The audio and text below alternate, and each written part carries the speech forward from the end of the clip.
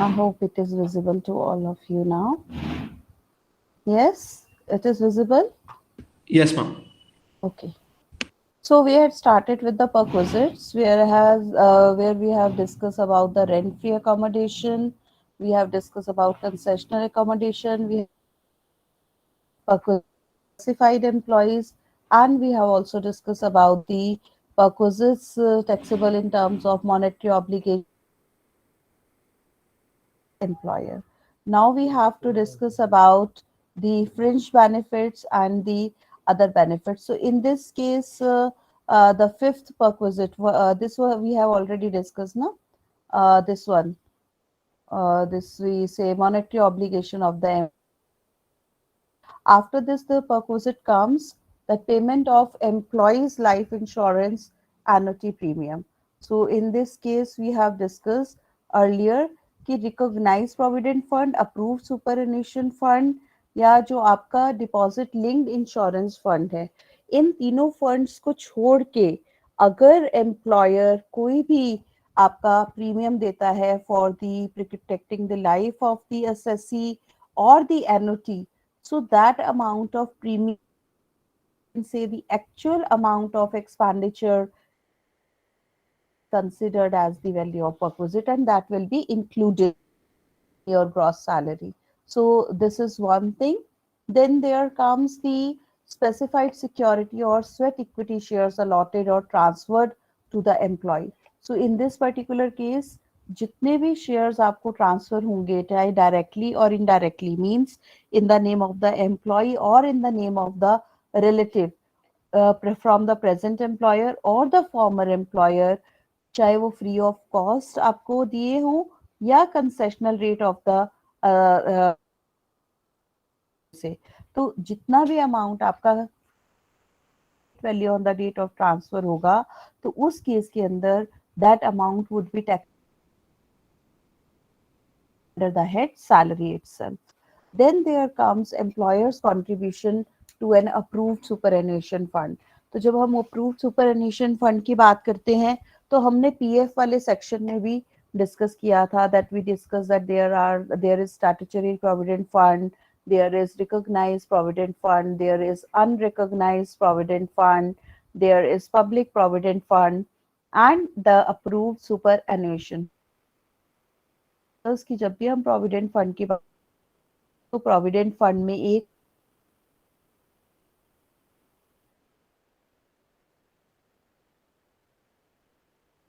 रहता है, right, and there is the employee contribution, then there is interest on employer and employee contribution, both the parties, and there is the lump sum payment received by the assessee. So in that particular case we have discussed कि super statutory provident fund तो सारी की situation में exempt होगा. Recognise provident fund में हमने discuss किया था कि जो असेसी का शेयर है प्रोविडेंट फंड का, उसको डिडक्शन अंडर सेक्शन 80C में एलिजिबिलिटी मिल जाएगी और एम्प्लॉयर का contribution up to 12% of the salary exempt होगा.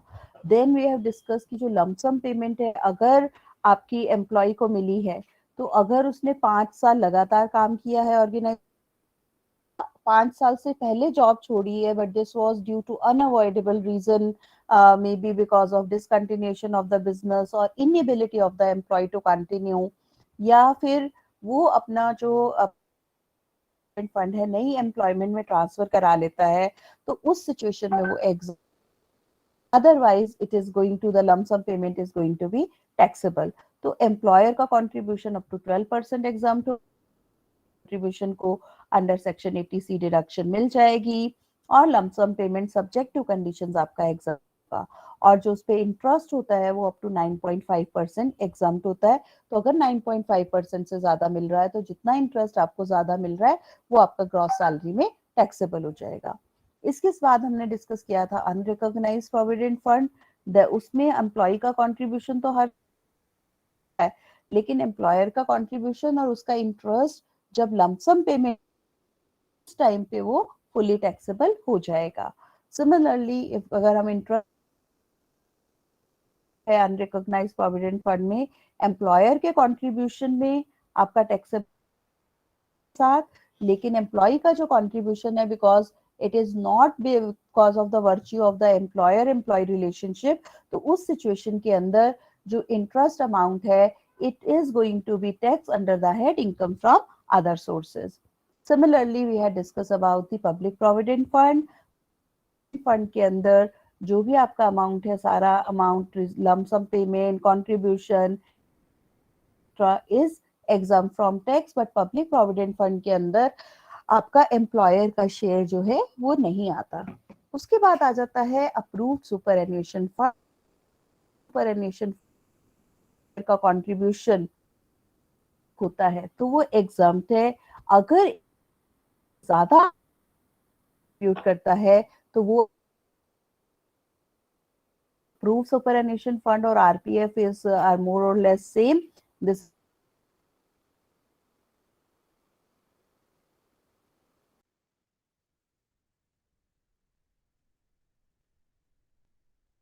अप्रूव्ड सुपर एन्युएशन फंड के अंदर एम्प्लॉयर का कंट्रीब्यूशन होगा तो वो एक्सेस कंट्रीब्यूशन आपका एज अ परक्विजिट टैक्सेबल होगा। इसको हमें इन बाकी प्रोविडेंट फंड से इतना सिर्फ डिफरेंस ध्यान रखना है। और प्रोविडेंट फंड के टेबल में हो सकता है वो अप्रूव्ड सुपर एन्युएशन फंड की एक्सप्लेनेशन ना दे। इसके बाद आप फ्रिंज बेनिफिट्स, तो फ्रिंज बेनिफिट्स मींस छोटे छोटे और बहुत से तरह के फैसिलिटीज और बेनिफिट्स होती हैं जो सबसे पहला आपका आ जाता है इंटरेस्ट फ्री लोन और concessional loan to the employee. तो इसकी जो कैलकुलेशन होती है बच्चे, आपका जो भी लोन जिस भी पर्पस के लिए आपको लोन मिला है उसका आपके प्रीवियस ईयर के लिए एसबीआई का क्या रेट ऑफ इंटरेस्ट था, तो उससे हम कंपेयर करते हैं। और जो भी आपका डिफरेंस होता है, जितना भी आपको एडवांटेज मिला है, जो ऑफ परक्विजिट हो जाता है, जो आपका टैक्सेबल हो जाता है। तो इसके अंदर suppose if you have the housing loan interest rate of SBI for a particular year is 8% for the last previous year, and the employer has given you that loan for housing purpose at 3%, तो इसके अंदर जो 5% interest होगा, this is going to be the taxable value of perquisite. और इसके अंदर एक चीज हमें और ध्यान रखनी है, सपोज आपको एम्प्लॉयर ने 10 lakh rupees and every month at the end of the month 50,000 is being deducted from your salary. So we have to see that at the end, so next month the outstanding amount is 9,50,000, then the outstanding amount is 9 lakh, then the outstanding amount is 8,50,000। तो उसका total करके आपको जितने भी आपका percentage का उसका है उसको 1/12 करके उसको हम कैलकुलेट करते हैं। तो once we'll be discussing the practical question, we are going to cover this particular.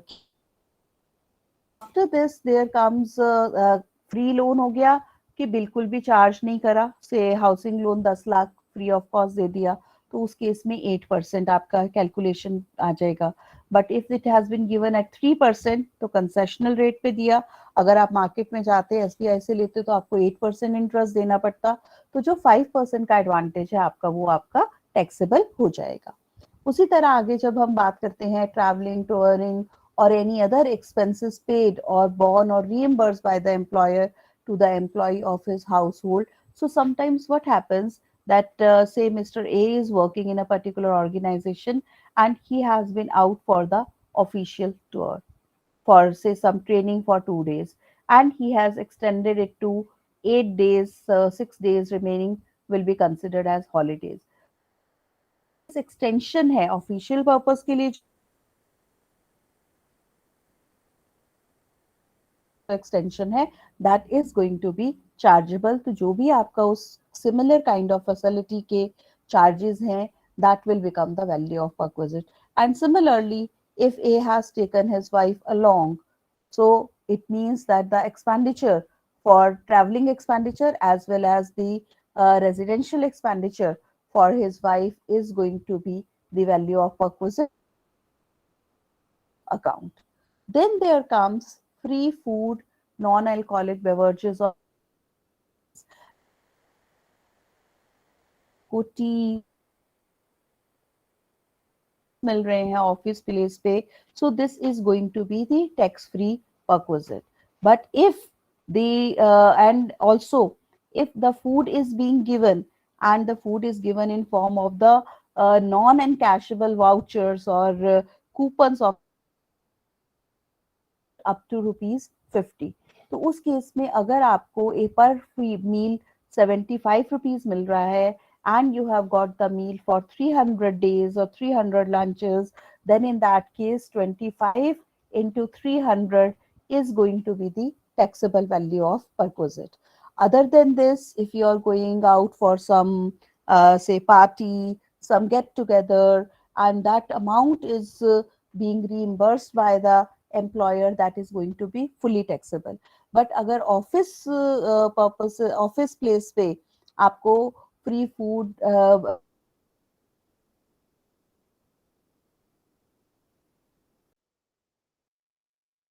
rupees 50 है, right? But if this particular facility is given where you are working in a remote area, etc., then this particular facility is going to be tax free, is not going to taxable at all.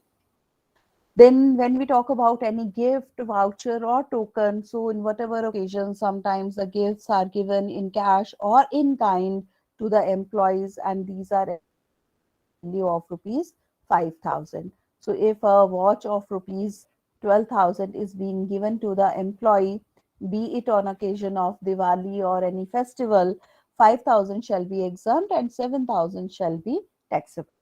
Then there comes the credit card facility. So if the credit card is given to the employee by the employer, so if you are using it for the official purposes, so it is not going to be taxed. But if you are using that credit card for the we can say personal purposes or personal shopping, so the actual amount paid or actual amount of expenditure is going to be the value of perquisite. But if the credit card is in the name of the company, so nowadays it comes free of cost, but certain cards do charge the annual fee for the services. So that particular amount is not going to be taxable if the card is in the name of the organization. Then there comes the club expenditure. When we talk about the club expenditure, so club expenditure is one where the membership etc. is being given. So if the membership is being provided to all the employees, then in that particular case, such expenditure is the membership fee or the annual fee is not going to be taxable. But if any other facility or it is given to the select employees, then in that case, subject to certain condition, the value of perquisite will be taxable, which we'll discuss later on. Then there comes use by an employee or any member of his household any movable property belonging to the employer. This, when we move in that case, we can say that telephone, mobile phones, electronics, these are exempt from tax. But any other asset, if it is provided, then it is going to be charged at the 10% of the cost or the actual higher charges or actual expenditure incurred by the employer. So this is going to be taxable in that aspect. Then after movable asset to an employee or any member of his household. Now, in this case, there comes the three categories. If there are certain electronic devices, etc., are being transferred, so these are, charged or value of these assets are calculated at the rate of depreciation of 50%. If there is motor car is being transferred, the depreciation is charged at the rate of 20%, or if there is any other asset other than first two categories, the depreciation is method at the rate of 10%, written down value method in these two cases. So suppose a car is being transferred for rupees 40,000 to the employee, and this car has been purchased 5 years back for rupees 5 lakh, then we are going to calculate its written down value on the day, on the year of the transfer, after charging depreciation at the rate of 20%. So this point also we are going to discuss in detail when we are going to discuss further practical question. Then after that, if there are any other benefit, amenity, service, right, or privilege in any name is being provided by the employer, then the if the particular exempt under the any of the provisions of the tax, then we have to take the actual expenditure of that particular benefit, which is going to be considered as the taxable value of the perquisite. Then after this, if we talk about the tax perquisites for the specified employees, so we have already discussed about this particular thing: motor car, servant, gas, electricity, water, education facility, etc. After this, there are certain examples which are in terms of the tax-free perquisites for all the employees. So in this case, if medical facility is given, so this is going to be if there is going medical reimbursement. So this medical reimbursement is going to be taxable. Earlier, this reimbursement was exempt up to rupees 15,000. With respect to facility of refreshment, we have discussed कि अगर tea, coffee, non-alcoholic beverages are there, food up to rupees 50 is there, it is exempt. Transport or conveyance facility for official purposes exempt. Employer contribution up to rupees 12% in the provident fund is exempt. Use of laptop computer is exempt. Entertainment facility is exempt. Accommodation in remote area exempt. Perquisite provided outside the country is exempt. Telephone any amount spent on training, refresher course, or any other for the betterment of the employee to improve his performance during the performing his job is exempt. Dental insurance premium is exempt. Educational facility for the children is exempt, and it is in the case of say up to 1,000. And if the tuition fees are reimbursed, this is going to be taxable.